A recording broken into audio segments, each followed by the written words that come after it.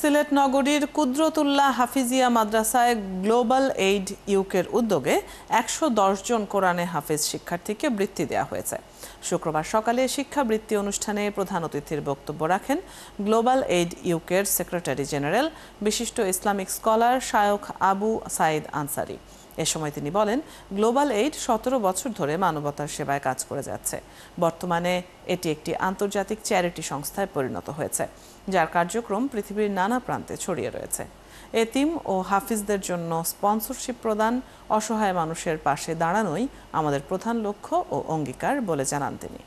আজকে যেটা আমরা এখানে এসেছি, আমরা চাচ্ছি যে যারা অরফেন্স যারা রয়েছেন, ইয়াতামা এবং যারা হুফাজ যারা হাফেজ হচ্ছেন, তাদের স্পন্সরশিপ আমরা দিচ্ছি, উপবৃত্তি তাদেরকে আমরা প্রদান করছি। আসলে এখানে আমাদের কৃতিত্ব না, কৃতিত্বটা হচ্ছে যে যারা দান করছেন, যারা দাতা ভাই বোন যারা, তারা